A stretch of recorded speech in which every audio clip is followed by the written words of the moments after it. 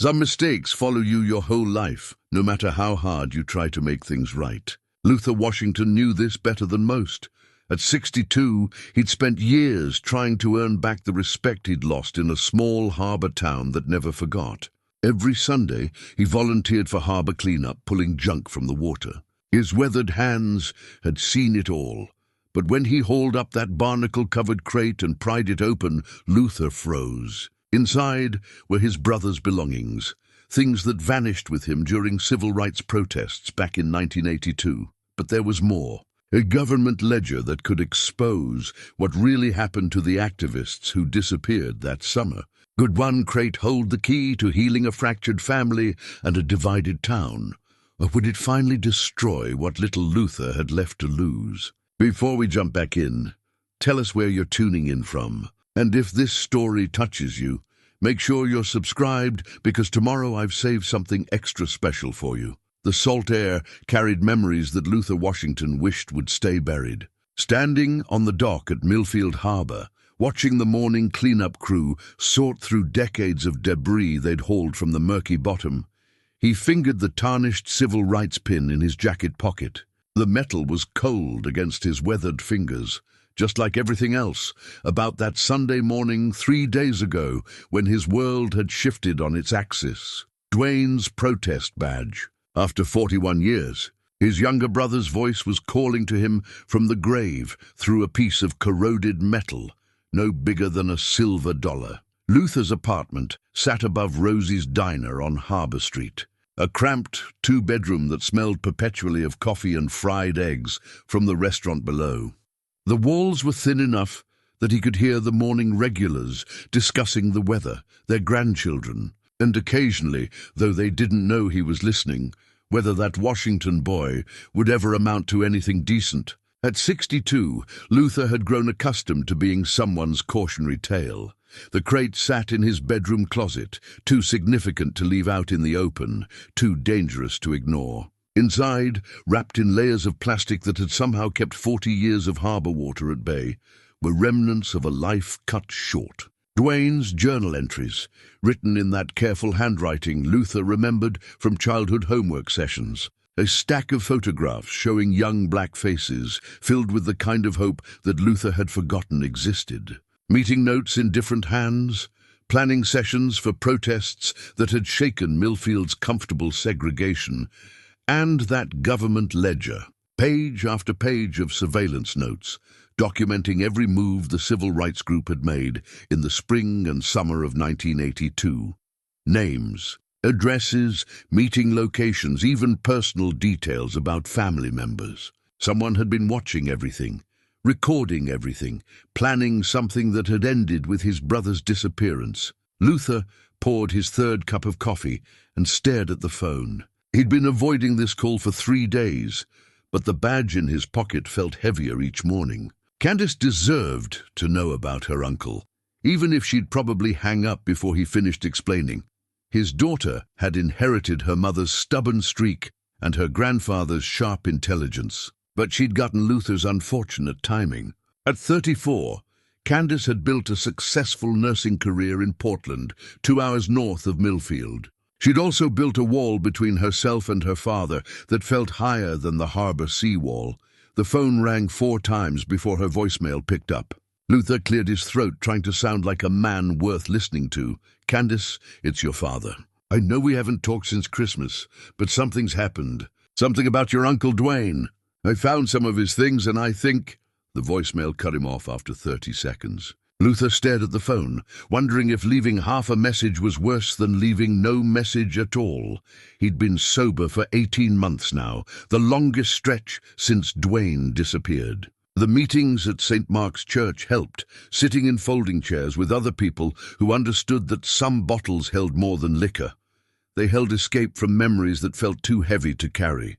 Luther's sponsor, Jerome, was a retired teacher who'd lost his own family to alcohol and poor choices. Jerome had a way of cutting through excuses that reminded Luther why he kept showing up every Tuesday and Thursday evening. Recovery isn't about forgetting what happened, Jerome had told him during their last coffee meeting. It's about remembering it clearly enough to make different choices. But this discovery felt different from the usual cycle of guilt and redemption. This felt like Dwayne reaching across 4 decades to ask for something Luther had never been able to give him in life: belief. The harbor cleanup crew was mostly retirees like himself, people looking for purpose in their golden years. They called themselves the Harbor Guardians, though Luther suspected the name was Rosie's idea. She had a flair for making mundane things sound important. Every Sunday morning, they'd take the small boat out to drag nets and grappling hooks across the harbor floor, bringing up everything from shopping carts to old car parts to occasionally items that made them wonder about the stories Millfield preferred to forget. Luther had joined the group 6 months after getting sober, when sitting alone in his apartment on weekends felt like an invitation to backslide. The physical work felt good, and there was something satisfying about clearing away the accumulated debris of decades. Harbor Master Pete Kowalski, a gruff man in his 70s whose Polish accent still colored his English, had welcomed Luther without asking too many questions about his past. "Water doesn't judge," Pete had said that first morning, handing Luther a pair of work gloves. "It takes what you give it and gives back what it's ready to release." The morning Luther found the crate, they'd been working a section near the old pier where the fishing boats used to dock before the harbor was renovated in the 90s. Pete's sonar had picked up something large and regular-shaped, too deliberate to be natural debris. It had taken 3 of them to haul the waterlogged wooden box to the surface, and Luther's heart had started racing the moment he saw the rope handles and metal clasps. Crates like that didn't just fall off boats. Someone had weighted it down. Someone had meant for it to stay hidden beneath 40 feet of dark water and 40 years of accumulated silt. Someone had tried to bury secrets that were now sitting in Luther's bedroom closet, refusing to stay dead. Dwayne had been 24 when he disappeared, full of fire and conviction that change was not only possible, but inevitable. He'd been organizing voter registration drives, protesting housing discrimination, challenging the unspoken rules that kept Millfield's black community confined to the east side of town. Luther, 8 years older and already struggling with alcohol, had thought his younger brother was naive, maybe even dangerous to their family's fragile stability. "You're going to get yourself killed. Or worse, get the rest of us in trouble," Luther had warned during their last conversation. It was a humid evening in July 1982, and they'd been sitting on the steps of their mother's porch, watching neighborhood kids play in the street. Dwayne had just finished telling Luther about plans for a major demonstration at the courthouse. Something about exposing corruption in the housing authority. "Some things are worth the risk." "Luther," Dwayne had replied, his voice carrying that quiet intensity Luther remembered from their childhood. "If we don't stand up now, when will we? When it's safe? When it's convenient? When the people keeping us down decide it's okay?" That had been their last conversation. 3 days later, Dwayne simply wasn't there anymore. His apartment was empty, his car abandoned at the bus station, and no one seemed to know where he'd gone. The police had suggested he'd probably left town to avoid trouble, maybe joined the migration of young black folks heading north for better opportunities. The civil rights group he'd been organizing with quietly disbanded. The housing authority demonstration never happened. Luther's mother had died 2 years later, never knowing what became of her younger son.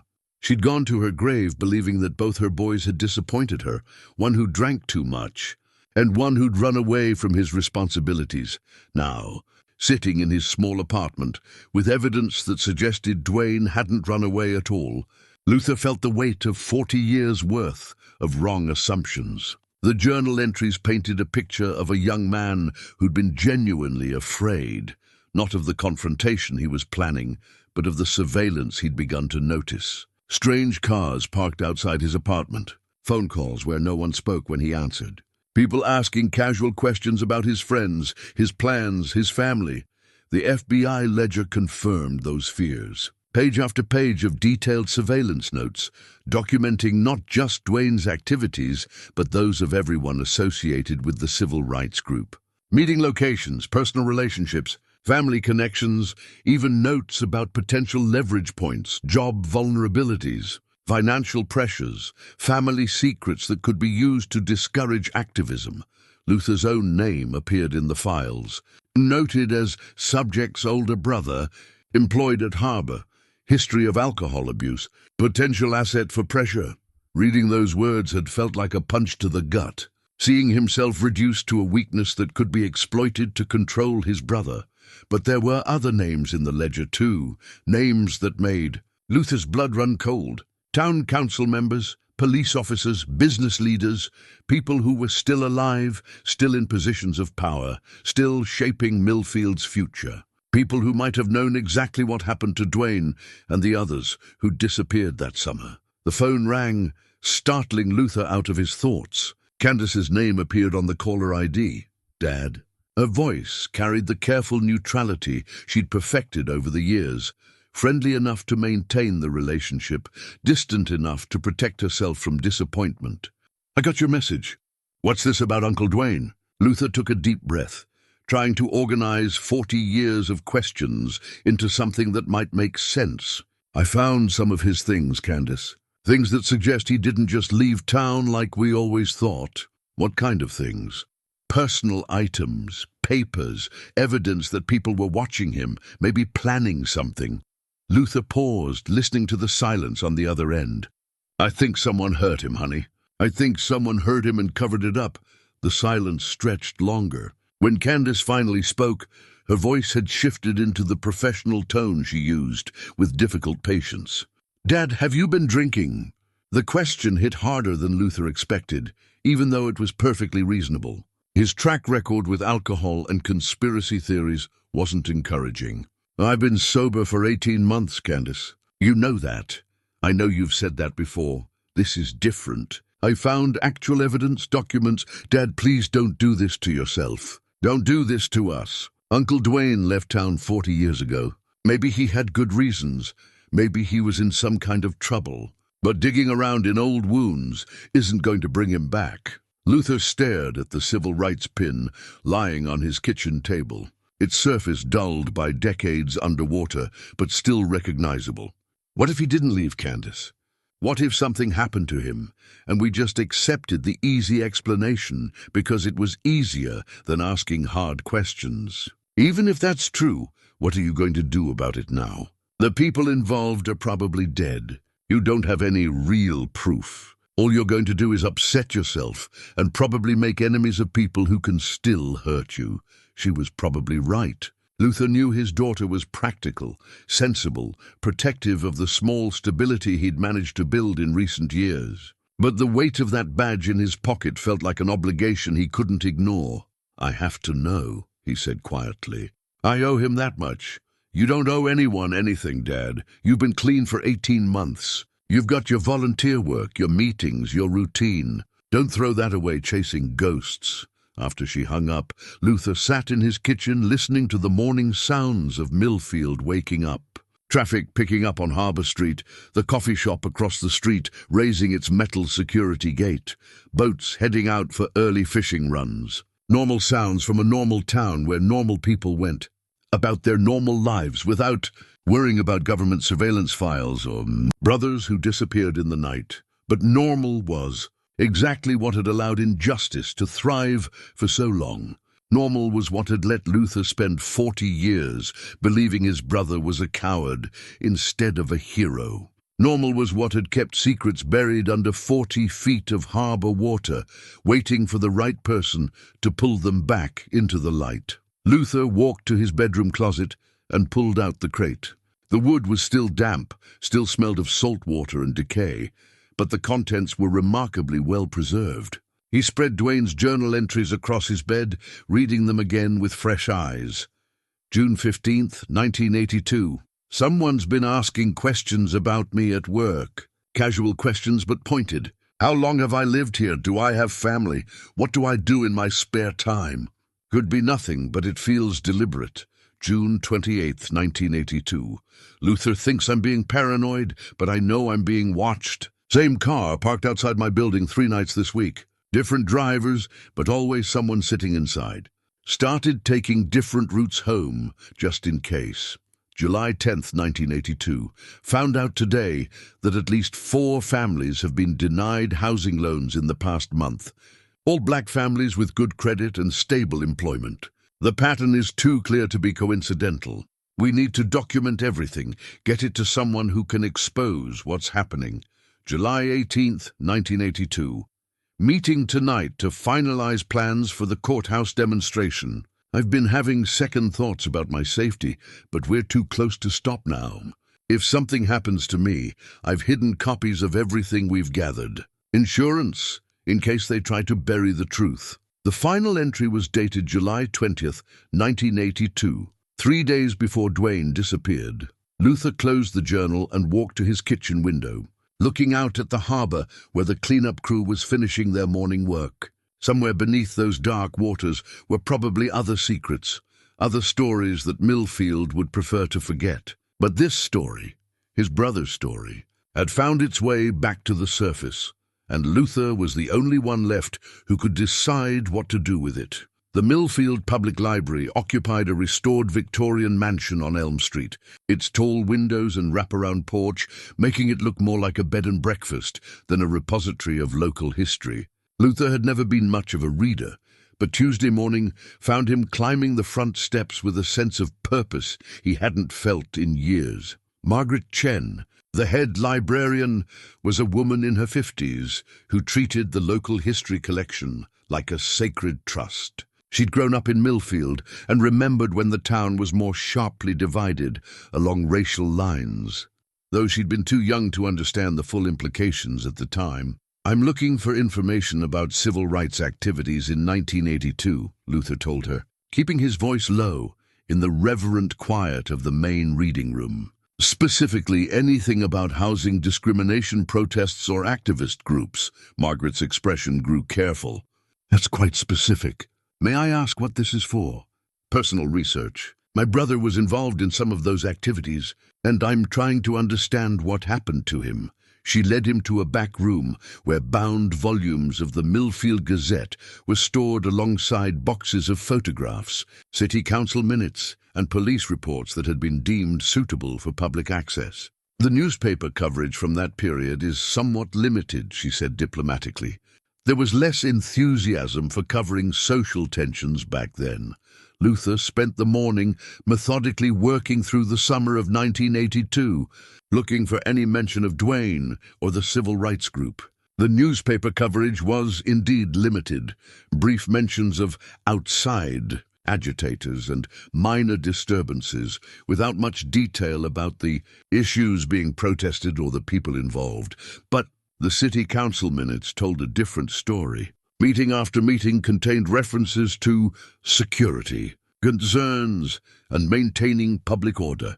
There were budget allocations for additional police overtime and something called community liaison services that wasn't clearly defined. Most interesting were the names appearing in the minutes, several council members whose names had also appeared in the FBI surveillance ledger. In the police report section, Luther found incident reports from July 1982 that made his stomach tighten. Vandalism at black-owned businesses, harassment complaints filed and apparently ignored, break-ins at apartments belonging to known activists, with nothing valuable taken but personal papers disturbed. A pattern of intimidation that had been dismissed as random crime.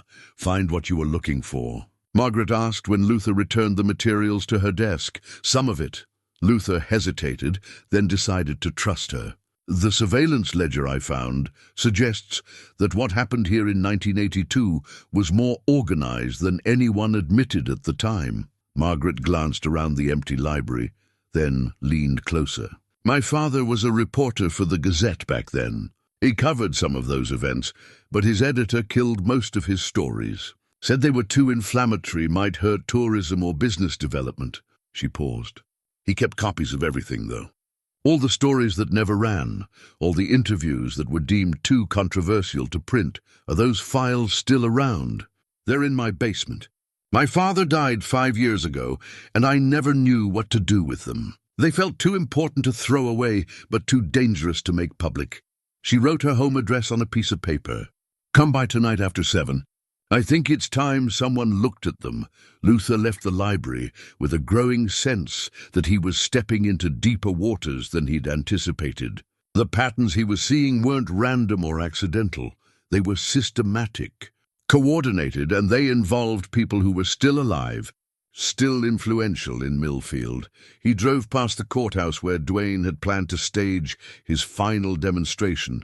Now, a modern brick building that had replaced the original stone structure in the 1990s. The area around it had been developed into a pleasant downtown district with shops and restaurants, the kind of gentrification that erased uncomfortable history along with old buildings.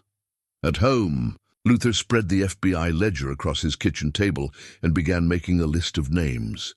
Councilman Richard Hartwell, now in his 70s, but still serving on the city council. Police Captain Donald Webb, retired but still living in town. Businessman Frank Morrison, who'd expanded his father's construction company into one of the region's largest developers.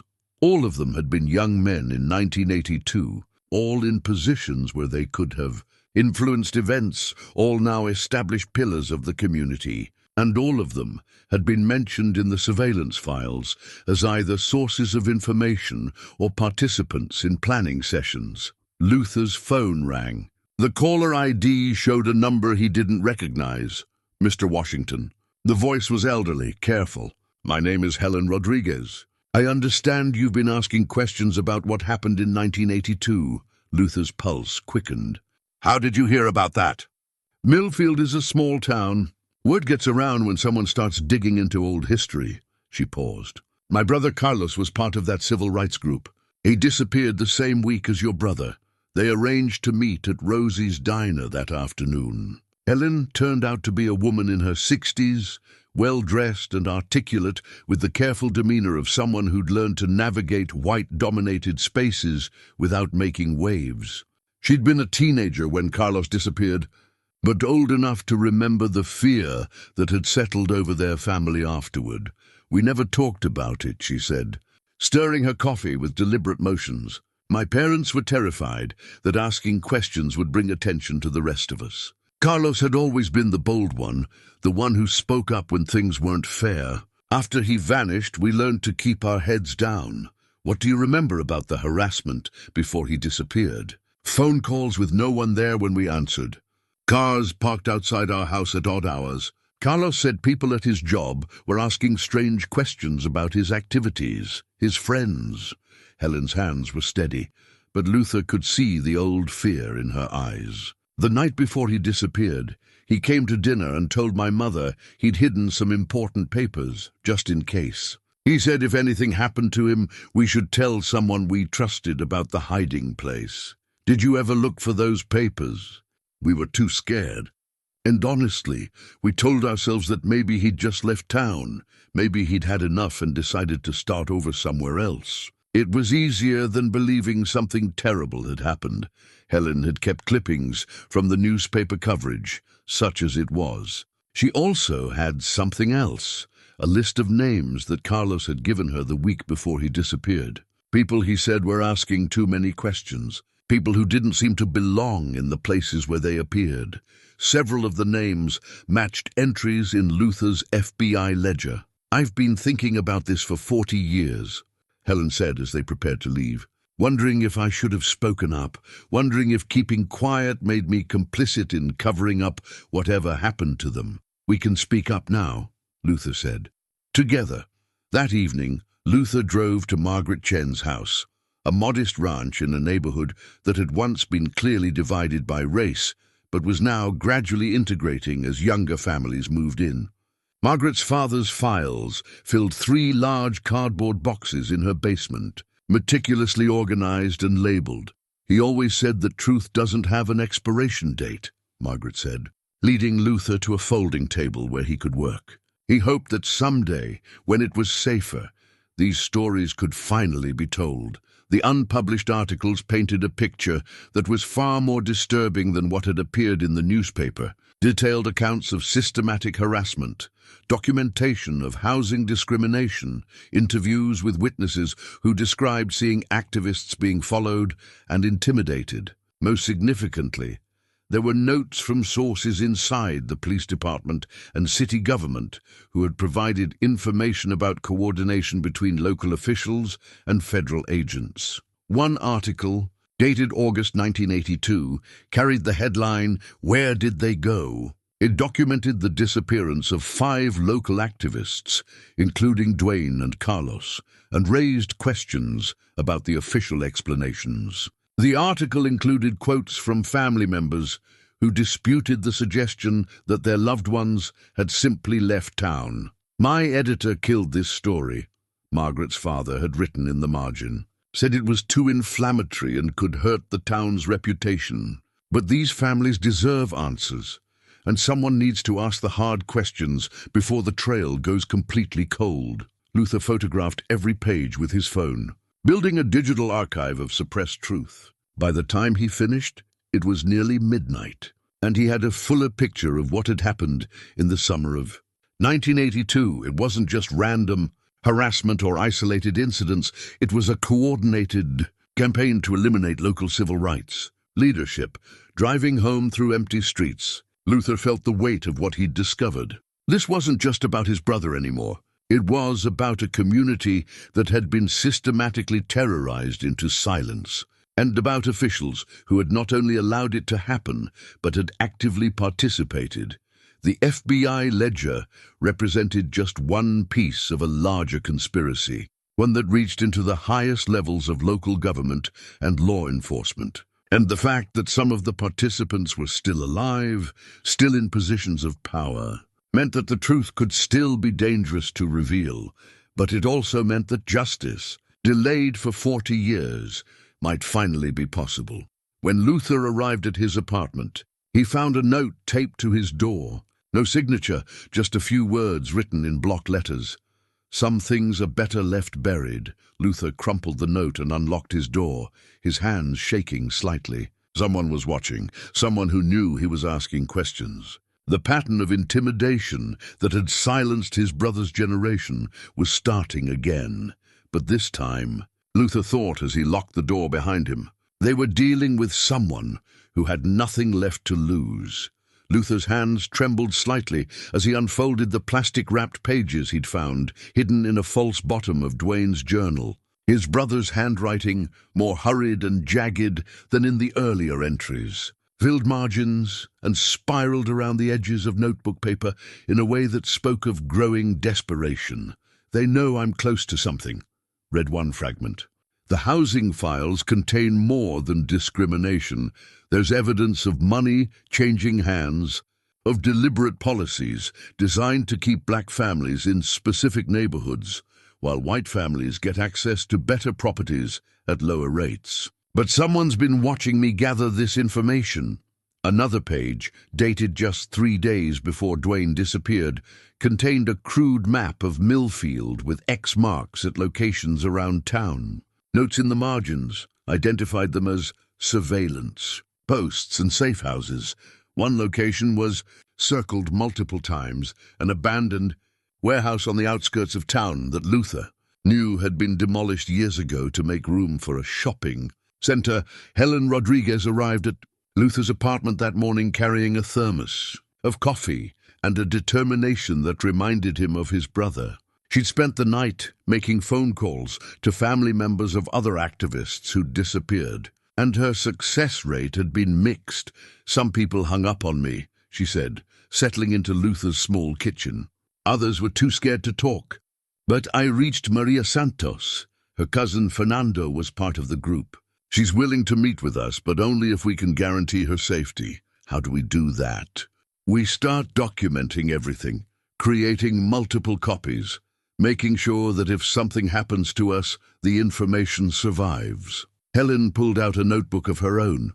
"And we reach out to someone with authority, someone who can provide official protection if this gets dangerous." Luther thought about the threatening note he'd found on his door. "I think it's already dangerous." They decided to start with the families who might talk, gathering whatever memories and evidence still existed. Maria Santos lived in a senior housing complex on the east side of town. in a neat apartment filled with photographs of children and grandchildren who'd moved away for better opportunities. Fernando never talked much about the political stuff, Maria said, pouring tea from a pot that had probably been a wedding gift decades ago. But in the weeks before he disappeared, he was different. Worried all the time, checking the locks on his doors, asking me to watch for strange cars in the neighborhood. She showed them a box of Fernando's belongings that she'd kept in her bedroom closet for 40 years. Among his clothes and personal items was a manila envelope containing photocopied documents, bank records, loan applications, and what appeared to be internal memos from the Millfield Housing Authority. He said these papers proved that the housing denials weren't random, Maria explained, that there was a system designed to keep our families from moving into certain neighborhoods, and that some people were making money from keeping us concentrated in the poorer areas. The Housing Authority memos were devastating in their casual racism. References to maintaining neighborhood character and preserving property values that clearly meant excluding black families from white neighborhoods. But more significantly, there were financial arrangements detailed in the margins, payments to real estate agents who steered black buyers away from certain areas, bonuses for bank officers who found reasons to deny loans to qualified minority applicants. Did Fernando tell you where he got these? Luther asked. He said someone inside the Housing Authority was helping them, someone who was disgusted by what was happening but was too afraid to come forward publicly. Maria's voice dropped to a whisper. He said they were planning to expose everything at a big demonstration, but then he just vanished. Helen and Luther exchanged glances. The pieces were starting to form a picture: systematic discrimination, supported by government officials and private businesses, with anyone who tried to expose it facing serious consequences. Their next stop was the apartment building where Carlos Rodriguez had lived in 1982. The building was still there, though it had been renovated and the neighborhood had changed significantly. The current superintendent, a man in his 40s named Robert Kim, had no memory of Carlos, but was willing to let them look at old rental records. "We don't usually keep records that old," he said, leading them to a basement storage room. But the previous owner was a pack rat. Never threw anything away. In boxes covered with decades of dust, they found rental applications and lease agreements from the early 1980s. Carlos Rodriguez's file contained not just the standard paperwork, but also notes from the landlord about security concerns and tenant associations. More importantly, they found a forwarding address request dated 2 days after Carlos disappeared. Someone had requested that his mail be forwarded to a post office box in a town 50 miles away, a request that Carlos's family had never known about. Someone was covering tracks. Helen said as they sat in Luther's car outside the apartment building, making it look like Carlos had planned to leave town, establishing a paper trail that would support the official story. Luther's phone buzzed with a text message from an unknown number. "Stop digging or you'll end up like your brother," he showed the message to Helen, who went pale but set her jaw with determination. "They're scared," she said. "People don't threaten you unless you're close to something they want to keep hidden." That afternoon, they drove to the site where the warehouse from Dwayne's map had once stood. The shopping center that had replaced it was busy with afternoon shoppers, but Luther tried to imagine what the area had looked like 40 years ago. Isolated, industrial, the kind of place where people could be taken without being seen. "We need to talk to someone in law enforcement," Helen said as they walked through the parking lot. "Someone who wasn't around in 1982. Someone who doesn't have ties to the people who might have been involved." Luther thought about Jerome, his AA sponsor, who had connections throughout the community. Jerome had been a high school teacher for 30 years before retiring, and he still maintained friendships with former students who'd gone into various careers, including law enforcement. That evening, Luther attended his regular AA meeting at St. Mark's Church. The familiar rhythm of check-ins and shared stories usually provided comfort, but tonight he felt distracted by the weight of what he'd discovered. When it was his turn to speak, he found himself talking about the burden of family secrets and the difficulty of seeking truth when truth might be dangerous. Sometimes we think sobriety is just about not drinking, he said to the circle of faces around him. But it's also about facing reality, even when reality is harder than the escape we used to choose. After the meeting, Luther approached Jerome, a thoughtful man in his 60s whose calm demeanor had helped Luther through many difficult moments in recovery. "I need advice about something that's not related to drinking," Luther said as they walked to their cars. "It's about family history, and it might be dangerous to pursue." Jerome listened without judgment as Luther explained about the crate, the documents, and the pattern of threats. When Luther finished, Jerome was quiet for a long moment. "I have a former student who works for the state police," he finally said. "Detective Sandra Lewis. She's good people and she specializes in cold cases. If what you've found is legitimate, she'd be someone who could provide both protection and investigation resources. Can you arrange an introduction?" "I'll call her tomorrow." "But Luther, you'll need to be prepared for the possibility that this investigation could change your life in ways you can't predict. Once you involve law enforcement, there's no going back to ignorance." Luther thought about the threatening messages, about Helen's courage in the face of danger, about his brother's voice calling to him from 40 years in the past. "I lost the chance to stand up with Dwayne when it mattered," he said. "I'm not going to lose the chance to stand up for him now." Driving home, Luther noticed a car that seemed to be following the same route he was taking. When he turned into his neighborhood, the car continued straight, but the feeling of being watched lingered. He parked in front of his building and sat for a moment, studying the shadows and doorways around him. The truth was more dangerous than he'd anticipated, but it was also more important. What had happened to Dwayne and the others wasn't just a family tragedy. It was a community wound that had never healed, because it had never been acknowledged, and Luther was beginning to understand that healing required more than just discovering the truth. It required having the courage to act on it. The coded meeting schedule had been folded so many times that the creases had worn through in places, but Luther could still make out the careful notations in Dwayne's handwriting. Each entry was cryptic, combinations of letters and numbers that meant nothing to outsiders, but had clearly been significant to his brother and the other activists. BP7, the third sat usual place, read one entry from June 1982. FH confirmed security, bring files. The final entry dated July 18th was different. Emergency meeting, warehouse location, all must attend, decision time. Helen spread a map of Millfield across Luther's kitchen table, and together they began trying to decode the locations. BP could be Beacon Park, she suggested.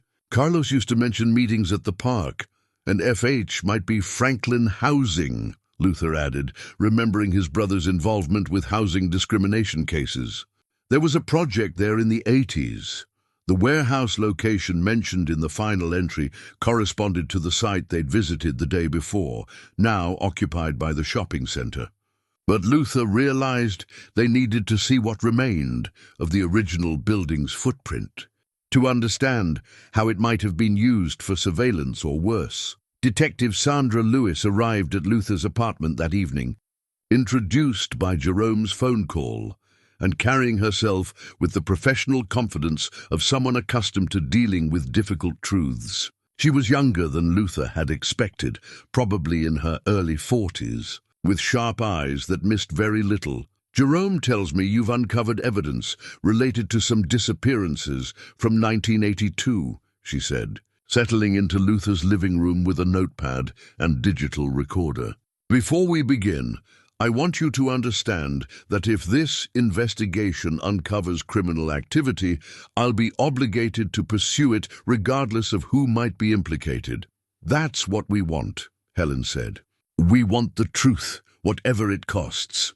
Luther spread the contents of the crate across his coffee table, the journal entries, the surveillance ledger, the housing authority documents, and the coded meeting schedule. Detective Lewis studied each item carefully, occasionally asking questions about where they'd been found and how they'd been preserved. "This surveillance ledger is particularly interesting," she said, photographing each page with her phone. "The level of detail suggests either very sophisticated local surveillance or coordination with federal agencies. In 1982, this kind of operation would have required significant resources and official authorization." She looked up at Luther and Helen. "I need to ask you both directly, do you believe your family members were murdered?" The question hung in the air like smoke. Luther had been avoiding that stark possibility, preferring to think in terms of disappearances and cover-ups. But sitting in his living room with a homicide detective, the reality became impossible to avoid. "I think they were eliminated because they threatened powerful people," Luther said quietly. "Whether that meant killing them or forcing them to flee, I don't know. But they didn't just decide to leave town." Detective Lewis nodded. "I've been working cold cases for 8 years, and I've seen patterns like this before.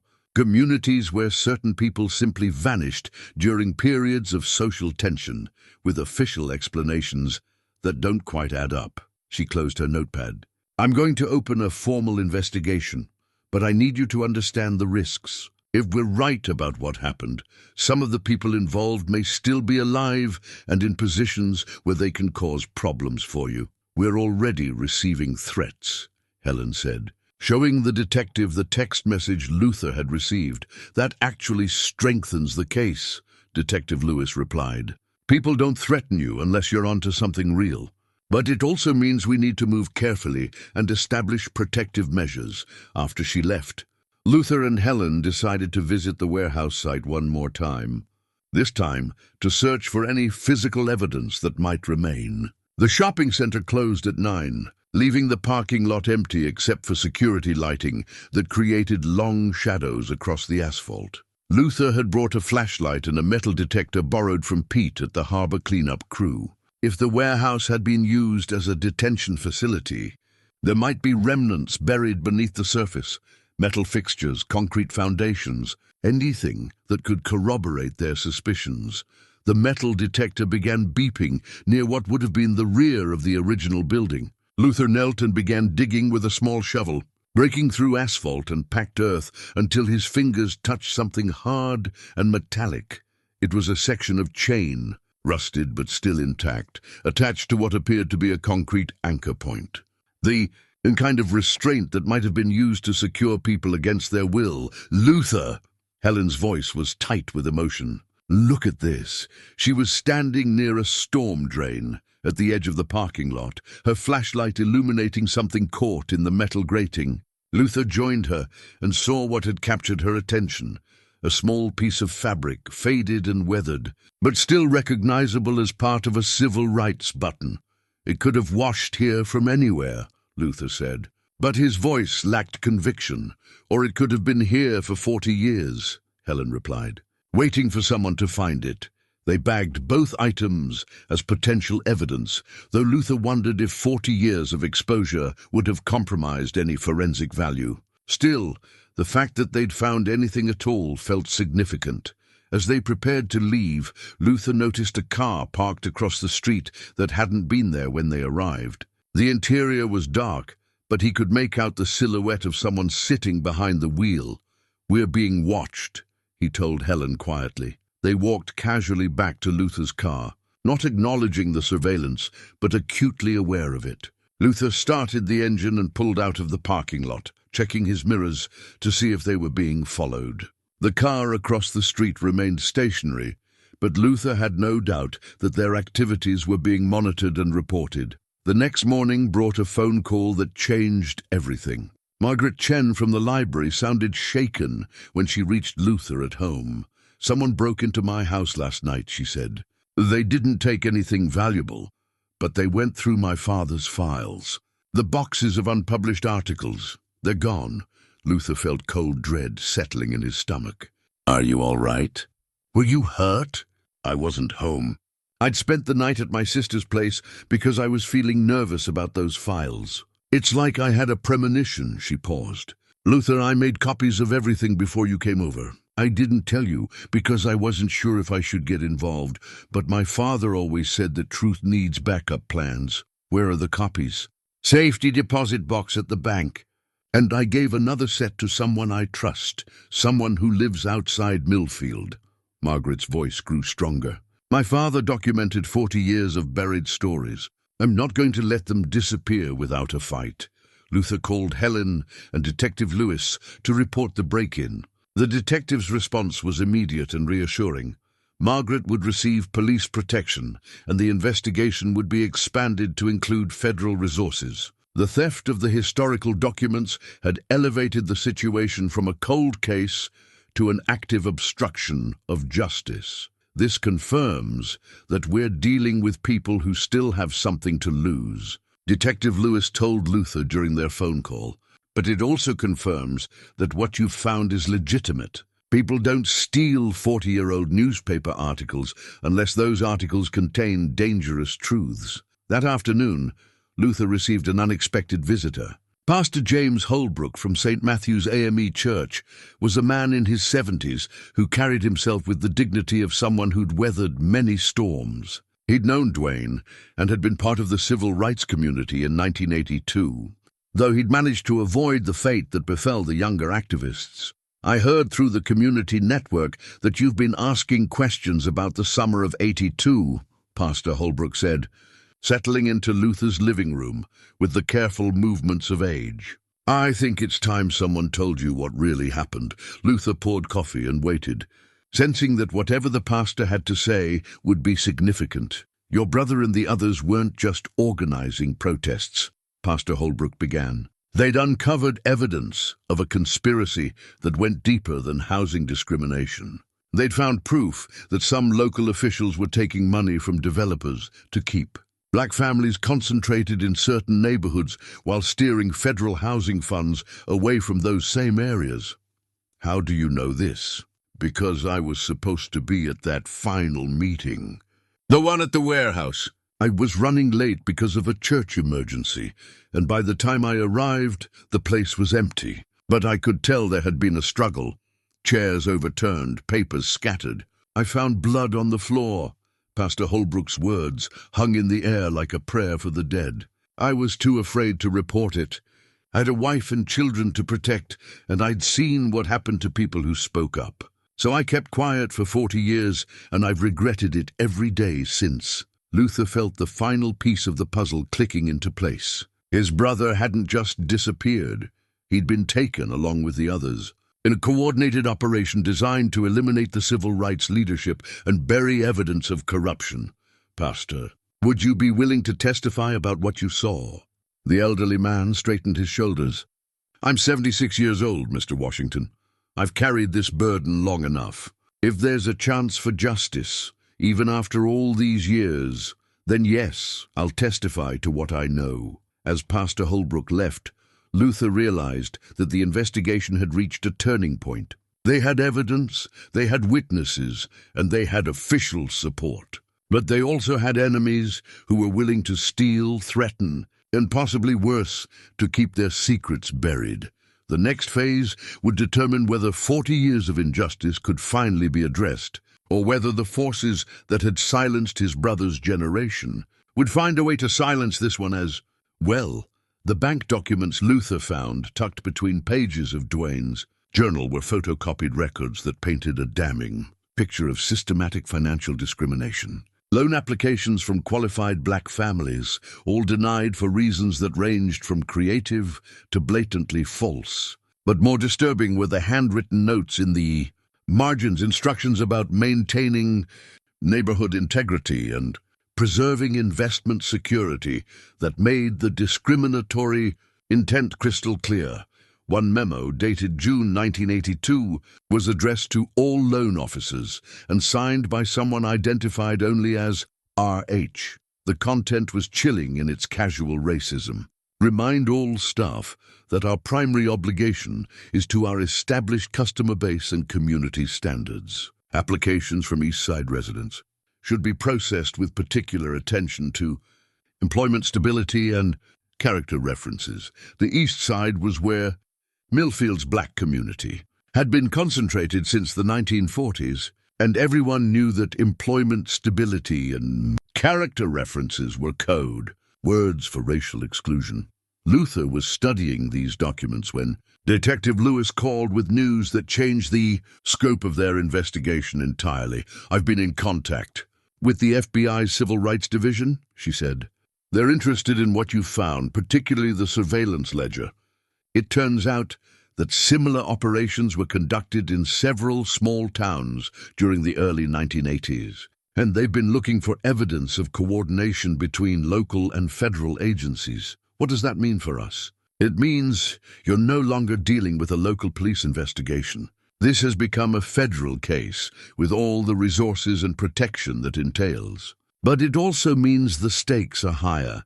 If this conspiracy reached into federal agencies, some very powerful people are going to be motivated to stop you." Within hours of that conversation, Luther began to understand what Detective Lewis meant about federal involvement. A black SUV parked outside his building, and men in dark suits began asking questions in the neighborhood. His neighbors, already suspicious of the attention Luther's investigation was drawing, grew increasingly uncomfortable with the federal presence. Mrs. Patterson, who lived in the apartment below him, knocked on his door that evening with a mixture of concern and irritation. "Luther, I don't know what you've gotten yourself mixed up in, but it's affecting everyone in this building," she said, her voice carrying the weariness of someone who dealt with more than her share of neighborhood problems. "There are federal agents asking questions about you, about who visits you, about what kind of mail you receive." "I'm sorry about the disruption," Luther said. "I'm trying to find out what happened to my brother. Your brother disappeared 40 years ago. Why are you stirring up trouble now?" It was a fair question, one that Luther had been asking himself as the investigation grew beyond anything he'd anticipated. But every time he considered backing down, he thought about Dwayne's journal entries, about the fear in his brother's final written words, about the systematic injustice that had been allowed to continue because good people had chosen silence over confrontation, because some truths don't have expiration dates, he told Mrs. Patterson, and because I owe him that much. The federal attention brought both protection and complications. Luther found himself assigned a security detail, 2 agents who maintained discreet surveillance of his building and accompanied him when he left home. It was reassuring, but also isolating, marking him as someone whose activities were significant enough to warrant federal resources. Helen Rodriguez was dealing with similar protection measures, but she was also facing pressure from her own family to abandon the investigation. Her grown children, successful professionals who'd built lives far from Millfield's complicated history, were concerned that their mother's involvement in a federal investigation could damage their careers. "They don't understand," Ellen told Luther during one of their carefully monitored meetings at the library. "They think this is about dwelling on old grievances instead of moving forward. But how do you move forward from injustice that was never acknowledged?" The bank documents they'd discovered were being analyzed by federal forensic accountants who found evidence of a sophisticated scheme to redirect federal housing assistance away from qualified minority applicants. The money that should have helped black families purchase homes in better neighborhoods had instead been channeled to white families and developers, creating a dual system that maintained segregation while appearing to comply with civil rights laws. Luther learned about this analysis from Agent Sarah Kim, the FBI investigator assigned to coordinate with local law enforcement. Agent Kim was a woman in her 30s whose professional demeanor barely concealed her anger at what the investigation was revealing. "What we're seeing here is a textbook example of institutional racism," she told Luther during a briefing at the federal building. "Not just individual prejudice, but coordinated policies designed to maintain racial segregation while providing legal cover for discrimination." How widespread was this? "Based on the documents you've provided, we believe similar operations were conducted in at least 12 communities across the region. Your brother and his group stumbled onto something much larger than local housing discrimination. They'd uncovered A regional conspiracy involving federal funds and coordinated suppression of civil rights activities. Luther felt overwhelmed by the scope of what was being revealed. What had started as a personal quest to understand his brother's disappearance had evolved into a federal investigation of systemic civil rights violations. The weight of representing not just Dwayne's memory, but potentially dozens of other victims, felt almost unbearable. His relationship with Candace, already strained, reached a breaking point when she called to confront him about the federal agents who'd contacted her at work. "Dad, FBI agents came to my hospital asking questions about you," she said, her voice tight with stress. "My colleagues are wondering if I'm related to some kind of criminal.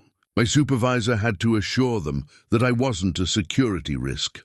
I'm not a criminal, Candace. I'm trying to find out what happened to your uncle, at what cost. You're destroying your own life, and mine in the process. You've been sober for 18 months. You had a routine that was working. You had stability. Now you're living under federal protection because you've made enemies of powerful people." Luther stared out his window at the federal agents in their unmarked car, understanding his daughter's perspective, but unable to abandon the path he'd chosen. "Some things are more important than stability, not to me. I've spent my whole life trying to build something solid, something that couldn't be taken away by other people's bad decisions. And now you're threatening all of that for a brother who's been dead for 40 years. The conversation ended with Candace hanging up, leaving Luther alone with the knowledge that his quest for justice was costing him the relationship with the only family he had left. That night, Luther attended his AA meeting, where the familiar circle of faces provided some comfort amid the chaos his life had become. When it was his turn to share, he found himself talking about the difference between peace and justice, and whether someone in recovery had the right to pursue truth if that pursuit threatened their sobriety. "I thought getting clean meant finding peace," he told the group. "But sometimes peace is just another word for avoiding hard truths. And sometimes the most important thing you can do is give up your peace to fight for what's right."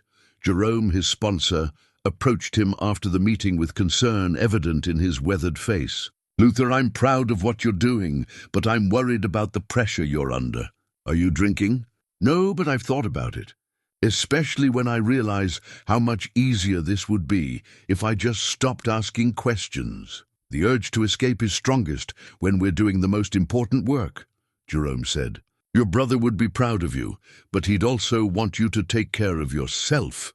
Driving home with his federal escort, Luther reflected on the irony of his situation. For 18 months he'd worked to rebuild a quiet, stable life. Now he was living under protection, estranged from his daughter, and bearing responsibility for a federal investigation that could expose decades of injustice. But he was also closer to understanding what had happened to Dwayne than he'd ever been before. And despite the cost, despite the danger, despite the isolation, Luther knew he couldn't stop until he had answers. The truth had waited 40 years to surface. It could wait a little longer for justice. The slip of paper with coordinates had been hidden so carefully in Dwayne's wallet that Luther almost missed it. Tucked behind his brother's driver's license, the numbers were written in pencil that had faded but remained legible. 43.2847, 719583. When Luther entered the coordinates into his phone's GPS, the location appeared as a rural area 15 miles outside Millfield, near what was now state forest land. But first, Luther had to confront a more immediate crisis: the pressure of the investigation, the federal protection, the estrangement from Candace, and the weight of representing not just his brother but potentially dozens of other victims had driven him back to a place he'd fought to leave behind. The bottle of whiskey sat on his kitchen counter like an old friend offering comfort he knew would destroy him. He'd bought it that morning in a moment of weakness, telling himself he just wanted to have it nearby, that he wouldn't actually drink it. But as evening approached and the isolation of his federally protected apartment pressed in around him, the familiar escape called to him with increasing urgency. Luther held the bottle, feeling its weight, remembering how simple life had been when his biggest problem was getting through each day without drinking. Now he was responsible for a federal investigation, carrying the hopes of families who'd waited 40 years for answers, and facing enemies who had the resources and motivation to silence him permanently. His phone buzzed. "Helen Rodriguez. Luther, I haven't heard from you today. Are you all right?" He set the bottle down, his hands shaking slightly. "I'm struggling, Helen. This is bigger than I expected, more dangerous than I planned for, and I'm not sure I'm strong enough to see it through. Where are you right now?" "My apartment. With a bottle of whiskey that I bought this morning." "Have you opened it?" "Not yet." "Don't, I'm coming over. The federal agents won't let you up without, then I'll wait downstairs until they do. Luther, you've come too far to give up now, and you're not alone in this."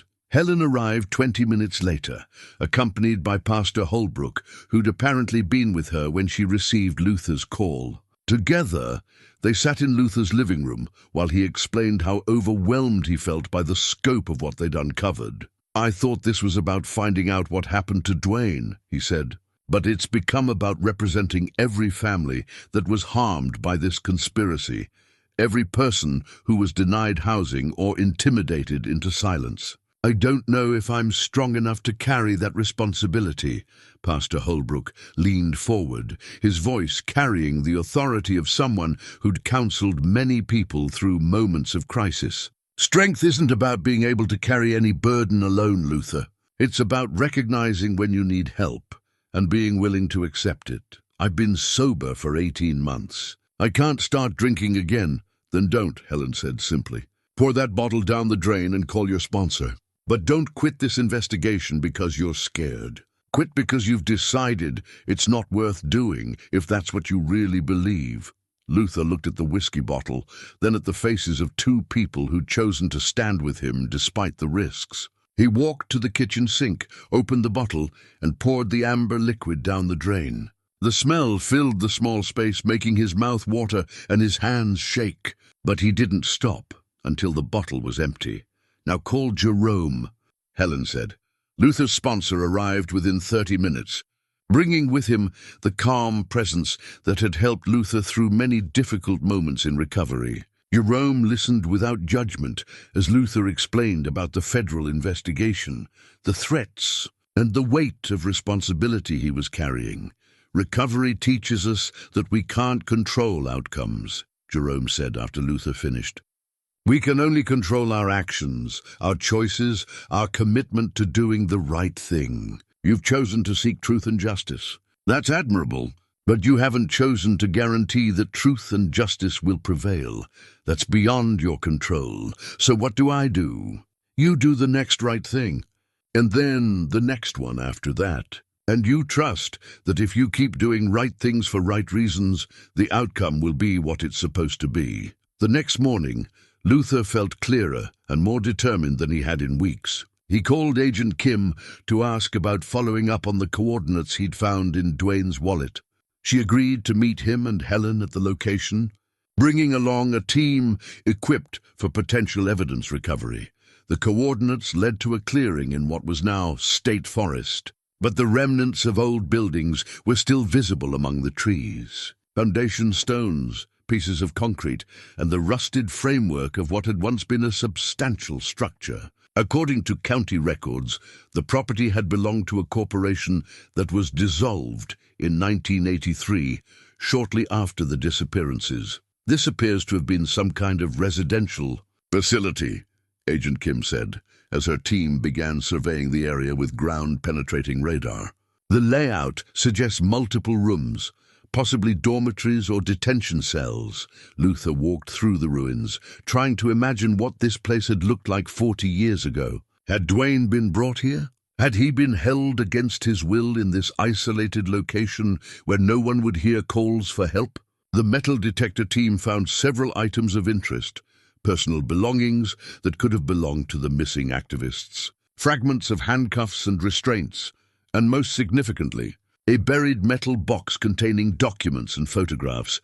Among the photographs was one that made Luther's blood run cold. It showed a group of young black men and women, hands bound, sitting against a wall in what appeared to be a basement room. Dwayne was clearly visible in the center of the group, his face showing fear but also defiance. "This is evidence of kidnapping and unlawful detention," Agent Kim said, studying the photograph with professional detachment that barely concealed her anger. "And given the federal investigation into civil rights violations, this constitutes a federal crime with no statute of limitations." The documents in the buried box included transportation records, evidence that the activists had been moved from this location to others, possibly as part of a witness relocation program or something far more sinister. There were also payment records showing money changing hands between government agents and private contractors. But the most significant discovery was a wedding ring engraved with Dwayne and Michelle, forever inside the band. Michelle had been Dwayne's fiancée, a teacher who'd left Millfield shortly after his disappearance and never returned. Luther held his brother's wedding ring, feeling the weight of 40 years' worth of grief and unanswered questions. Dwayne had been planning to marry, to build a life, to continue fighting for justice. Instead, he'd been taken to this isolated place and what? Killed, relocated, forced to disappear forever? "We'll know more after the forensic analysis," Agent Kim said. "But what you found here provides strong evidence that your brother and the others were victims of a coordinated operation that violated their civil rights and possibly their right to life." Helen put her hand on Luther's shoulder as he stared at the ring. "He fought for what was right," she said quietly. "And now, finally, someone is fighting for him." That evening, Luther attended his AA meeting with a deeper understanding of what recovery meant. It wasn't just about not drinking. It was about being present for the difficult moments, about facing hard truths without escape, about carrying responsibility without being crushed by it. "I almost drank yesterday," he told the group. "The pressure felt too great, the responsibility too heavy. But I realized that drinking wouldn't make the truth less true or the injustice less real. It would just make me less able to do something about it." Jerome nodded approvingly. Recovery is about showing up for your life, especially when your life is difficult. You're honoring not just your sobriety, but your brother's memory by staying present for this fight. Driving home, Luther reflected on how much had changed since he'd pulled that crate from the harbor bottom. He'd gone from a man trying to rebuild a quiet life to someone carrying the hopes of multiple families and the weight of a federal investigation. The cost had been enormous. His relationship with Candace, his privacy, his sense of safety. But he'd also gained something he hadn't expected, a sense of purpose that went beyond personal redemption. He was no longer just Luther Washington, the longshoreman who'd disappointed his family and struggled with alcohol. He was Luther Washington, the man who'd refused to let his brother's sacrifice be forgotten, who'd chosen truth over comfort, justice over peace, and tomorrow he would continue the fight, one day at a time, one choice at a time, until Dwayne's voice was finally heard.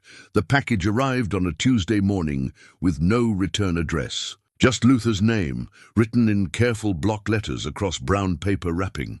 Inside, nestled between layers of tissue paper, was a manila envelope containing documents that would shatter everything Luther thought he knew about his family's history. The first item was a letter dated October 15, 1983, written in handwriting that Luther didn't recognize but signed, with a name that made his breath catch, D. Williams. Dwayne had apparently survived whatever had happened at the warehouse and had been living under an assumed identity for over a year. "If you are reading this," the letter began, "it means the insurance policy our father created has finally surfaced. I hope whoever finds this understands that what happened in Millfield was not just local racism, it was part of a larger operation, designed to eliminate civil rights leadership across multiple communities." Luther read the letter 3 times before the implications began to sink in. Dwayne was alive, or at least had been alive a year after his disappearance. And their father, quiet, withdrawn Walter Washington, who'd worked as a janitor at the courthouse for 30 years, had apparently been involved in whatever operation had spirited the activists away. The second document was even more shocking. It was a letter from Walter Washington to someone identified only as the coordinator, dated July 1982. The local operation is compromised. Too many people asking questions. Too much attention from outside groups. Recommend immediate extraction of all primary subjects before exposure becomes inevitable. Have identified secure relocation sites and can provide necessary documentation for new identities. Luther's hands shook as he read his father's words. Walter Washington hadn't been a passive bystander. He'd been an active participant in the operation that had made his youngest son disappear. But the tone of the letter suggested he'd been trying to protect the activists, not eliminate them. A third document provided crucial context. It was a federal memorandum from the Department of Justice, dated 1981, outlining something called Operation Safe Harbor, a classified program designed to protect civil rights activists who'd uncovered evidence of systematic federal civil rights violations. The program involved relocating threatened individuals under new identities while preserving evidence for future prosecutions. According to the memo, Walter Washington had been recruited as a local coordinator because his position at the courthouse gave him access to records, and his reputation as a quiet, reliable man made him unlikely to attract suspicion. His job was to identify activists who were in immediate danger and facilitate their extraction from hostile situations. The final item in the package was a current address and phone number for David Williams in Portland, Oregon, along with a note. He's been waiting 40 years for it to be safe to come home. Luther sat in his kitchen, surrounded by documents that reframed his entire understanding of his family. His father, whom he'd always seen as a disappointed man who'd never stood up for anything important, had actually been risking his life to protect civil rights workers. And Dwayne hadn't been killed. He'd been saved, relocated, given a new life under federal protection. But if that was true, why hadn't their father ever told them? Why had he let his family believe that Dwayne was dead? Luther called Agent Kim, who arrived within an hour to examine the documents. Her reaction was immediate and significant. Operation Safe Harbor was classified until 2010, she said, studying the federal memorandum. Very few people had access to information about it, even within the Justice Department. If your father was involved in this program, he was working at a much higher level than anyone suspected. Does this mean the other activists who disappeared were also relocated, not killed? It's possible. The program was designed to handle exactly the kind of situation that developed in Millfield. Local civil rights workers who'd uncovered evidence of systematic violations and were facing threats from coordinated opposition. Luther stared at the phone number for David Williams, wondering if he had the courage to make a call that would either reunite him with his brother or confirm that this was all an elaborate deception. "I need to call him," he said finally. Agent Kim nodded. "We'll monitor the call and verify the identity through voice analysis. But you should know that if your brother has been living under federal protection for 40 years, there are protocols involved in re-establishing contact. The call was arranged for that afternoon, with federal agents monitoring from a secure line." Luther's hands trembled as he dialed the number, not knowing what to expect or even what to hope for. The voice that answered was older, weathered by 4 decades, but unmistakably familiar. "Hello? Dwayne." A long pause, then a sound that might have been crying or laughter. "Luther, is that really you? I found the crate, Dwayne. I found Dad's insurance policy. I've been waiting so long for this call. So long for it to be safe to make contact." Dwayne's voice was thick with emotion. "How are you, brother? How is Mama?" Mama died in 1984, Luther said gently. "She never knew what happened to you. She went to her grave thinking you'd run away." The silence on the other end stretched painfully. When Dwayne spoke again, his voice was barely a whisper. "I wanted to contact her so many times, but Dad said it would put her in danger, put all of you in danger. The people we were fighting had resources and connections that reached everywhere. Tell me what happened that night. Dwayne's story unfolded like a thriller novel. The final meeting at the warehouse had been a trap, but not the kind Luther had imagined. Federal agents working with Operation Safe Harbor had arranged the meeting to extract the activists before local officials could harm them. Walter Washington had been the inside coordinator, using his courthouse access to monitor threats and his community connections to identify people who needed protection. We were taken to a safe house first, then to a federal facility where we were debriefed and given new identities, Dwayne explained. The evidence we'd gathered about housing discrimination and police corruption was part of a much larger investigation into civil rights violations across the South. But why couldn't you come back? Why stay hidden for 40 years? Because the corruption went deeper than we realized.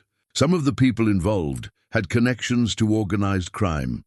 Others had federal protection of their own. Dad said it would take decades for the political landscape to change enough for us to safely testify. Luther thought about his father, who died 5 years earlier after a stroke, taking his secrets with him. Why didn't Dad ever tell us the truth? He couldn't risk it. The program required complete separation from family members to maintain security.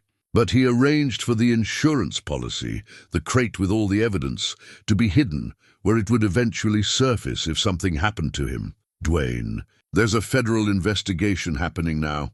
Agent Kim thinks there might be prosecutions for civil rights violations. I know. I've been contacted by federal attorneys. They want me to testify about what we uncovered in 1982 and about the threats that necessitated the relocation program. Luther felt overwhelmed by the implications of what he was learning. His father hadn't been a disappointed janitor. He'd been a hero working undercover to protect civil rights workers. Dwayne hadn't been killed. He'd been saved, relocated, given a chance to build a new life while preserving evidence that could eventually bring justice. But the cost had been enormous. 40 years of separation, of family believing they'd lost a son and brother, of secrets that had shaped every relationship and decision in ways none of them had understood. I want to see you, Luther said. I want to introduce you to your niece, to tell you about the life you've missed. And I want to come home, Dwayne replied. I've been David Williams for 40 years, but I never stopped being Dwayne Washington. I never stopped missing my family. Agent Kim arranged for a reunion the following week with appropriate security measures and legal protocols. Dwayne would fly to Boston under federal protection, and Luther would meet him at a secure location where they could begin the process of rebuilding a relationship that had been interrupted by 4 decades of necessary secrecy. That evening, Luther called Candace, knowing that this revelation would change her understanding of their family as fundamentally as it had changed his. "Dad, you're scaring me," she said when he told her that Uncle Dwayne was alive. "This sounds like something out of a conspiracy theory. I know how it sounds, but the FBI has confirmed it, and I've spoken to him directly. He's been living under federal protection since 1982, and Grandpa Walter was involved. He was protecting civil rights workers, Candace. He was a hero who never got recognition because the work he was doing had to stay secret." Luther could hear his daughter processing this information, trying to reconcile the quiet grandfather she remembered with the image of someone involved in federal witness protection programs. "What does this mean for you, for us?" "It means the family story I thought I knew was wrong. It means your grandfather stood up for justice in ways I never understood. And it means I have a brother who's been waiting 40 years to come home."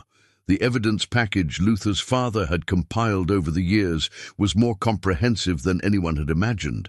Agent Kim spread the contents across a conference table at the federal building, each item tagged and catalogued as part of what was now officially designated as the Millfield Civil Rights Investigation. Photographs documented surveillance operations, recording equipment, and the faces of both victims and perpetrators. Audio recordings, preserved on outdated cassette tapes, captured conversations between local officials planning interventions to stop civil rights activities. Financial records traced money flowing from federal housing programs into private accounts, while personal letters revealed the fear and determination of activists who knew they were risking everything. But the most damning evidence was a detailed log kept by Walter Washington himself, documenting every threat, every act of intimidation, every instance of official misconduct he'd witnessed during his years as courthouse janitor. The entries read like a catalogue of systematic oppression. March 15th, 1982, heard Councilman Hartwell discussing special treatment for black loan applicants with Bank President Morrison. Used phrase neighborhood protection multiple times. June 3rd, 1982. Police Captain Webb instructed officers to pay particular attention to vehicles in East Side neighborhoods during evening hours. No official reason given. July 18, 1982, overheard planning meeting for final solution to agitator problem. Participants included Hartwell, Webb, Morrison, and two men I didn't recognize with federal identification. Luther's father had been in the right place at the right time to document a conspiracy that reached from local government into federal agencies. But he'd also been in the perfect position to help the Justice Department's Operation Safe Harbor extract threatened activists before they could be harmed. The reunion with Dwayne took place at a secure federal facility outside Boston, in a sterile conference room that felt nothing like the family gathering Luther had imagined. His brother looked older, grayer, carrying the weight of 4 decades in exile. But his eyes still held the fire that Luther remembered from their youth. They embraced awkwardly at first, then with increasing emotion, as 40 years of separation collapsed into a moment of recognition and relief. Luther felt tears on his cheeks and didn't care who saw them. "You look good," Dwayne said, studying Luther's face. "Sober suits you." "I've had some help," Luther replied. "Recovery, meetings, people who wouldn't let me give up." They spent hours catching up on 4 decades of missed conversations. Dwayne had built a successful life as David Williams, married, divorced, remarried, raised stepchildren who knew nothing about his previous identity. He'd worked as a social worker in Portland, drawn to helping families navigate bureaucratic systems, using skills he'd developed during his civil rights activism.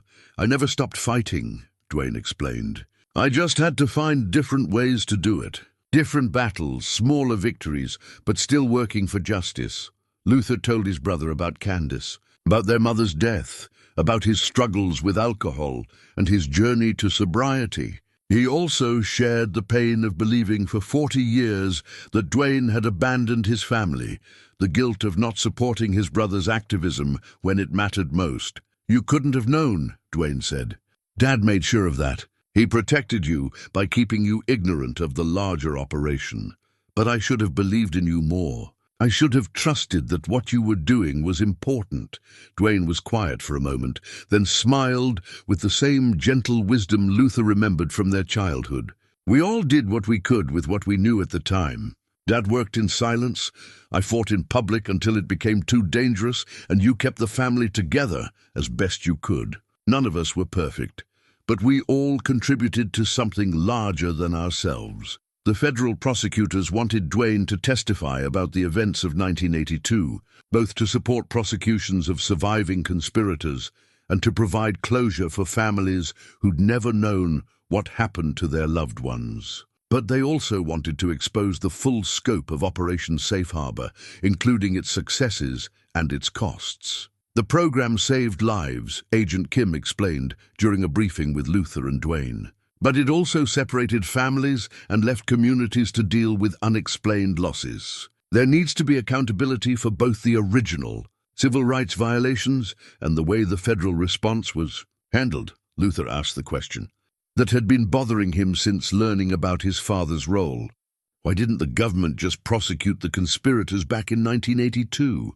Why resort to a secret relocation program? "Because the corruption reached into federal agencies," Agent Kim replied. "Some of the local officials had protection from contacts in Washington. The Justice Department couldn't pursue prosecutions without compromising ongoing investigations in other communities, so they sacrificed our families to protect a larger operation."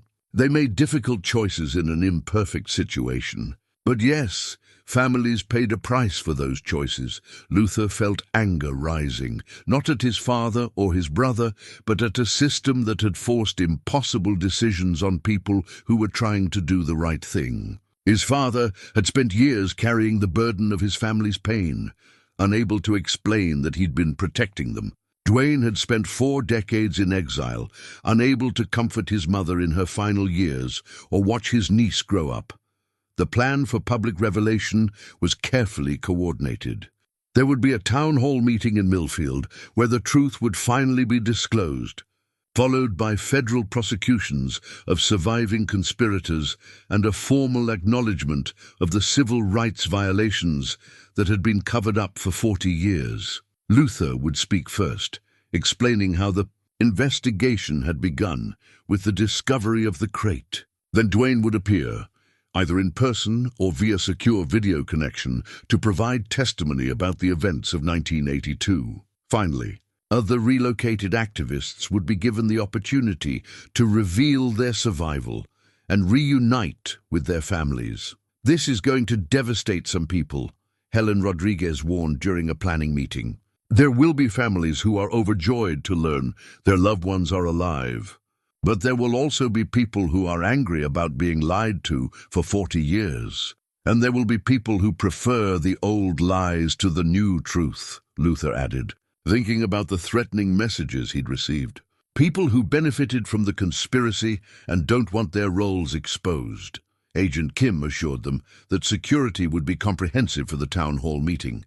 Federal marshals would be present, along with state and local law enforcement agencies that had been vetted to ensure no remaining conspirators were involved in providing protection. But Luther was worried about more than physical safety. He was concerned about his own emotional readiness to represent not just his brother's story, but the experiences of multiple families who'd been affected by the conspiracy. The weight of their expectations, their pain, and their hope for justice felt almost overwhelming. At his AA meeting that week, Luther talked about the challenge of staying grounded when carrying responsibility for outcomes beyond his control.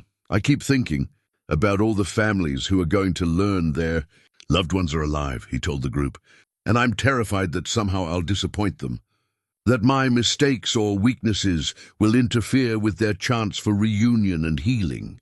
Jerome, his sponsor, reminded him of the principles that had guided his recovery.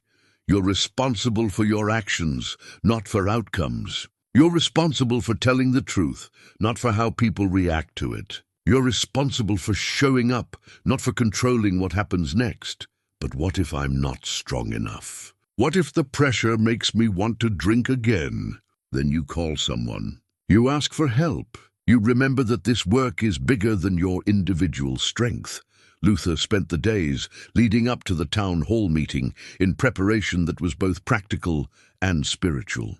He reviewed his notes, practiced his presentation, and coordinated with federal agents about security arrangements. But he also attended extra AA meetings, spent time in prayer and meditation, and worked to maintain the emotional balance that would allow him to represent his brother's story with dignity and clarity. Candace called the night before the town hall meeting, her voice carrying a mixture of pride and worry. "Dad, I've been thinking about what you said about Grandpa Walter being a hero," she said. "I remember him as quiet, almost sad sometimes. Now I understand why. He carried secrets that were too heavy for one person to bear," Luther replied. "But he did it to protect people, including us. I want to be there tomorrow.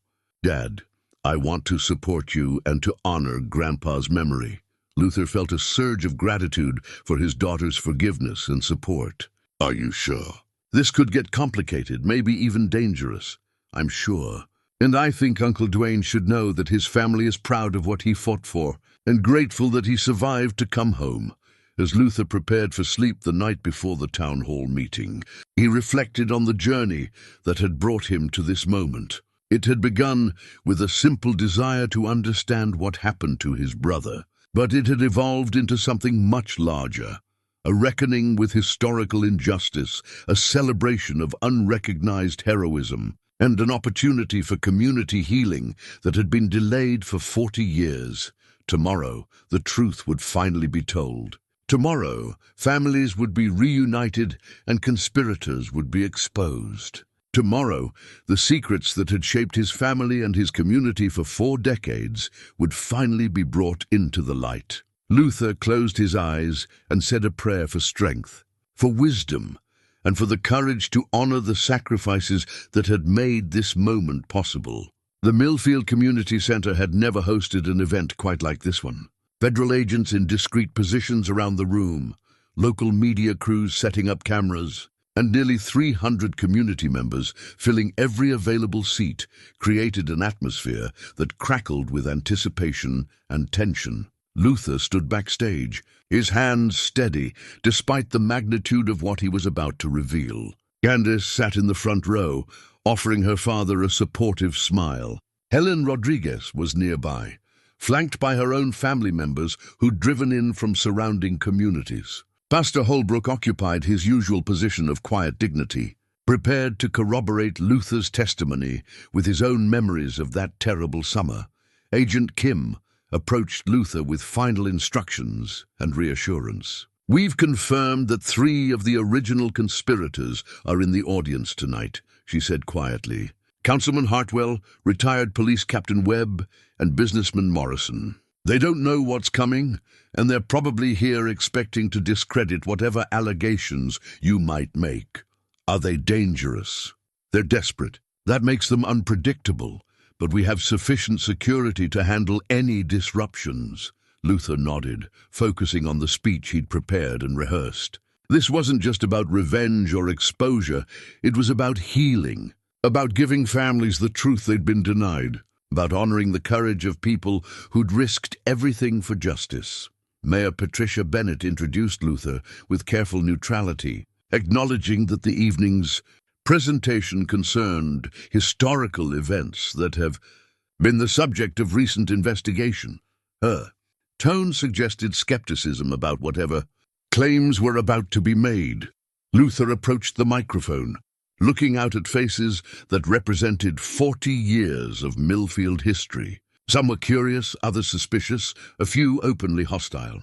He could see Councilman Hartwell in the 3rd row, arms crossed, clearly expecting to dismiss whatever accusations emerged. "My name is Luther Washington," he began, his voice carrying clearly through the sound system. 6 months ago, I was a retired longshoreman trying to rebuild my life after years of struggle with alcohol. I volunteered with the harbor cleanup crew because I wanted to contribute something positive to our community. He paused, making eye contact with as many audience members as possible. On a Sunday morning in March, I pulled a crate from the harbor bottom. Inside that crate were belongings of my brother Dwayne, who disappeared in July 1982 during the civil rights protests that summer. Murmurs rippled through the audience. Luther could see some people shifting uncomfortably, while others leaned forward with interest.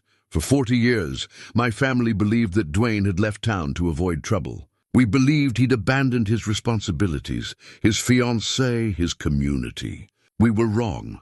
Luther displayed the first piece of evidence, the FBI surveillance ledger, on the large screen behind him. The audience fell silent as page after page of detailed surveillance notes appeared, documenting systematic monitoring of local activists.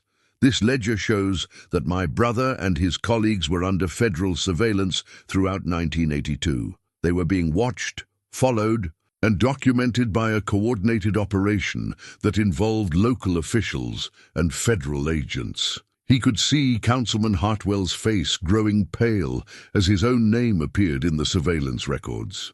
Captain Webb was studying the floor, while Morrison was whispering urgently to someone beside him. The activists weren't just protesting housing discrimination, Luther continued. They'd uncovered evidence of a systematic conspiracy to redirect federal housing funds away from qualified black families and into the pockets of private individuals. The Housing Authority documents appeared on screen, with their damning notations about neighborhood integrity and investment security. Several Audience members gasped as the scope of the documented discrimination became clear. My brother and his colleagues gathered evidence of criminal civil rights violations. They planned to expose this conspiracy at a demonstration planned for July 23, 1982. 3 days before that demonstration, they disappeared.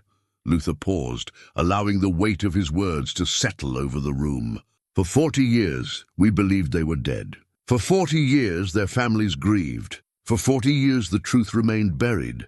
Pastor Holbrook stood up, his dignified presence commanding attention. "I was supposed to be at that final meeting," he said, his voice carrying across the suddenly silent room. "When I arrived, I found evidence of a struggle, including blood on the floor. I was too afraid to report what I'd seen." The audience was completely quiet now, tension building as people began to understand that they were hearing about something more serious than historical protests. Luther clicked to the next slide, which showed the photograph found at the safe house site. Young black activists with their hands bound, clearly being held against their will. This photograph was buried at a location outside town, along with transportation records and payment vouchers. It shows that the activists were kidnapped and detained by a coordinated operation involving local officials and federal agents. Councilman Hartwell stood up abruptly. "This is outrageous slander," he declared. "These are fabricated documents designed to smear the reputations of people who've served this community faithfully for decades." Luther looked directly at the elderly councilman, feeling no anger, only sadness for a man who'd spent 40 years living with the consequences of his choices. "Mr. Hartwell, your name appears throughout these documents. The FBI has verified their authenticity. Federal prosecutors are prepared to file charges based on this evidence." The room erupted in voices, some supportive, others demanding proof, still others expressing shock at the allegations. Luther waited for quiet, then looked directly into the camera that would broadcast his next words, "Beyond Millfield. But the most important thing I have to tell you tonight is this. The activists didn't die. They were rescued by a federal operation designed to protect civil rights workers who were in immediate danger." The room fell silent again, this time with a different quality of attention. "My brother Dwayne is alive. He's been living under federal protection for 40 years, waiting for it to be safe to come home and tell his story." The silence that followed Luther's revelation was profound, broken only by the whir of camera equipment and the soft sound of people crying. Then the room exploded into chaos, voices demanding proof, others expressing disbelief, some calling out questions, and a few families sobbing with sudden hope. Luther raised his hand for quiet, knowing that the most important moment of the evening was about to unfold. "I know this is difficult to believe. I know some of you are angry, some are confused, and some are hoping against hope that your own lost family members might still be alive." Agent Kim appeared at the side of the stage, confirming with a nod that the secure video connection was ready. Luther looked out at the packed community center, knowing that what happened next would change Millfield forever. "Rather than ask you to take my word for what happened in 1982, I'd like you to hear directly from someone who was there." The large screen behind Luther flickered to life, revealing a video connection to a secure federal facility. Dwayne Washington appeared on screen, older and grayer than the young activist people remembered, but unmistakably alive and present. The reaction was immediate and overwhelming. Helen Rodriguez stood up, her hand over her mouth, tears streaming down her face. Other family members throughout the audience began pointing, calling out names, some collapsing back into their seats with shock. "Hello, Millfield," Dwayne said, his voice carrying clearly through the sound system. "My name is Dwayne Washington, though I've been living as David Williams for the past 40 years. I want to tell you what really happened in the summer of 1982. Councilman Hartwell was pushing toward the exit, but federal agents stationed at the doors prevented his departure. Captain Webb sat frozen in his seat, staring at the screen with the expression of someone watching a ghost return from the dead. Dwayne's testimony was calm, detailed, and devastating. He described the systematic harassment that had escalated throughout 1982, the evidence they'd gathered of housing discrimination and corruption, and the growing fear among activists that they were being targeted for elimination. On the night of July 20th, we were told there was an emergency meeting at the warehouse location, Duane continued. When we arrived, we were met not by the people who'd called the meeting, but by federal agents who'd been monitoring the local situation. He explained how Operation Safe Harbor had been designed to extract threatened civil rights workers before they could be harmed, how the activists had been given new identities and relocated to safe communities where they could rebuild their lives. The hardest part wasn't losing our old identities, Duane said, his voice thick with emotion. It was knowing that our families would believe we'd abandoned them. But the alternative was death, and the federal agents convinced us that our evidence would eventually be used to bring justice. Helen Rodriguez stood up, her voice shaking but determined. Duane, this is Helen Rodriguez. Carlos was my brother. Is Carlos alive too? Duane smiled, tears visible in his eyes. Carlos is alive, Helen. He's been living in Denver as Charles Ross. He's a grandfather now, and he's never stopped missing his family. The revelation that multiple activists had survived sent waves of emotion through the audience. Some families collapsed in joyful tears, while others looked around desperately, hoping to hear news of their own lost loved ones. Over the next 20 minutes, Duane confirmed the survival of 6 more activists, providing current names and locations for family members who'd grieved for 4 decades. Only one family received different news. Beverly Harris had been killed before the extraction could be completed. Her body never recovered. But Duane's testimony also named the local officials who'd participated in the conspiracy to suppress civil rights activities. He provided specific details about meetings he'd observed, threats he'd received, and evidence he'd gathered about the systematic redirection of federal housing funds. Councilman Hartwell personally threatened my fiancée Michelle, warning her that her teaching job would be terminated if she didn't convince me to stop my activism, Duane testified.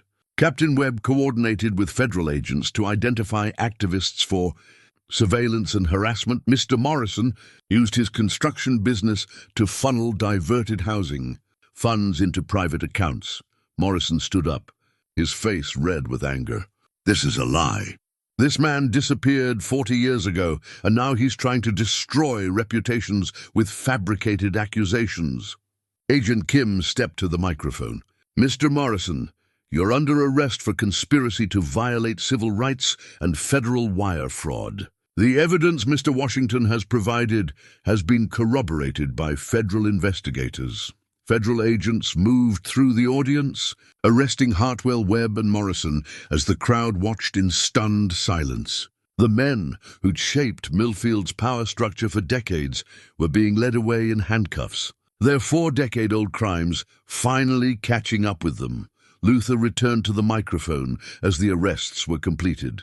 The investigation also revealed something else that I want this community to know. The person who made the rescue operation possible, who documented the evidence and coordinated with federal agents to save these activists, was my father, Walter Washington. He paused, thinking about the quiet man who'd carried such enormous secrets. My father was the courthouse janitor for 30 years. People saw him as invisible, unremarkable. But he used his position to gather evidence of corruption and to help the Justice Department protect threatened civil rights workers. He was a hero who never got recognition because his work had to remain secret. As the evening concluded, families began making contact with their relocated loved ones. Federal prosecutors announced pending charges against other conspirators, and the community began the long process of reckoning with 40 years of buried truth. Luther stood at the back of the room, watching reunions unfold and feeling the weight of responsibility finally lifting from his shoulders. The truth had been told, justice was being served, and healing could finally begin. 6 months after the town hall meeting that changed everything, Luther Washington stood before a different kind of gathering. The dedication ceremony for the Millfield Civil Rights Memorial drew people from across the region, family members of the relocated activists, federal officials, civil rights leaders, and community members who'd chosen healing over division. The memorial itself was simple but powerful, a granite wall inscribed with the names of all 8 activists who'd disappeared in 1982, noting that 7 had been relocated under federal protection, while 1 had been killed defending civil rights. Below their names was a quote from Dwayne's 1982 journal. "Some fights require courage to begin, but wisdom to survive." Luther's relationship with Candace had not only been restored, but had deepened through their shared understanding of their family's true history. She stood beside him now, holding the arm of her uncle Dwayne, who'd returned to Millfield the previous month after receiving official clearance to resume his original identity. "I never thought I'd see this day," Dwayne said quietly, studying the memorial wall. 40 years ago we thought we were fighting for basic housing rights. We never imagined we were part of something that would eventually lead to federal prosecutions and community healing." The federal trials had concluded just weeks earlier. Councilman Hartwell, Captain Webb, and businessman Morrison had all been convicted of civil rights violations and conspiracy charges. 3 other individuals, including 2 former federal agents, had also been sentenced for their roles in the original conspiracy. The sentences were largely symbolic. Most of the convicted men were elderly and would serve minimal time, but the legal acknowledgement of their crimes provided closure for families who'd waited decades for justice. Helen Rodriguez approached the memorial with her brother Carlos, who'd returned from Denver the week before. Their reunion had been emotional and complicated, filled with joy at being together again, but also grief for the 40 years they'd lost. Carlos was struggling to reconnect with a sister who'd become a stranger and a community that had changed beyond recognition. "The hardest part isn't adjusting to how things have changed," Carlos told Luther during their first conversation. "It's realizing how much of our family's lives we missed. I have nieces and nephews I've never met, grandchildren who don't know I exist. How do you rebuild relationships that were interrupted for 40 years? Pastor Holbrook, now in his 80s but still sharp and dignified, delivered the memorial dedication. His words reflected both the pain of the past and the hope for the future. This memorial honors people who fought for justice when justice was dangerous, who survived when survival required sacrifice, and who waited decades for truth to triumph over fear. But it also challenges us to ensure that such injustice never happens again in our community. The ceremony concluded with the reading of a letter from Beverly Harris's family, thanking the community for finally acknowledging their daughter's sacrifice and expressing forgiveness for the decades of official silence about her fate. Luther read the letter aloud, his voice steady despite the emotional weight of the words. Beverly believed that fighting for justice was worth any risk. Learning the truth about what happened to her doesn't bring her back, but it honors her memory and gives meaning to her sacrifice. We forgive those who kept silent out of fear, and we hope this memorial will inspire future generations to choose courage over comfort when facing injustice. After the ceremony, Luther and Dwayne walked together through downtown Millfield, noting the changes that 4 decades had brought. The harbor area had been revitalized. The old racial divisions had largely dissolved, and the community had elected its first black mayor the previous year. But they also recognized that healing was an ongoing process, not a single event. "Do you regret what happened?" Luther asked his brother as they stood at the harbor where the investigation had begun. 40 years of exile, missing Mama's death, losing so much time with family? Dwayne was quiet for a long moment, watching the harbor cleanup crew working in the distance. "I regret the pain it caused our family, especially Mama's grief. But I don't regret fighting for justice, and I don't regret the lives that were saved by the relocation program. Sometimes the right choice isn't the easy choice." Luther thought about his own journey, from the shame of believing his father was weak and his brother was a coward, to understanding that both had been heroes in ways he'd never imagined. His sobriety had been tested but not broken by the stress of the investigation, and his relationship with Candace had emerged stronger than ever. The harbour cleanup work had taken on new meaning for Luther. He continued volunteering every Sunday, but now he understood that bringing buried things to the surface wasn't just about cleaning the water. It was about truth, justice, and the community responsibility to acknowledge difficult realities. Helen Rodriguez had started an organization to support families of people who'd been relocated under various federal protection programs, helping them navigate the complex process of rebuilding relationships after decades of separation. Her work had attracted national attention and federal funding, turning personal pain into a resource for others facing similar challenges. Detective Sandra Lewis had been promoted within the state police and was now heading a task force investigating other civil rights era cases across the region.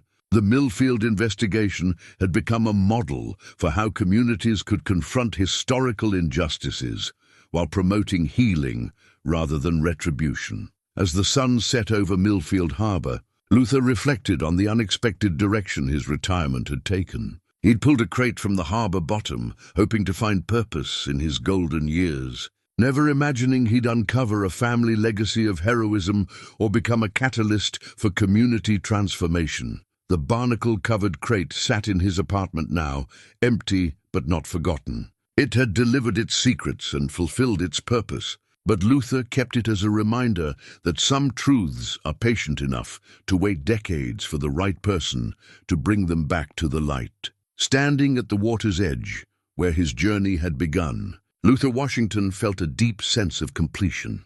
His brother was home. His father's heroism was acknowledged. His community was healing, and justice had finally been served. Some crates, he realized, contain exactly what you need to find, even when you don't know you're looking for it. The harbour water reflected the evening sky.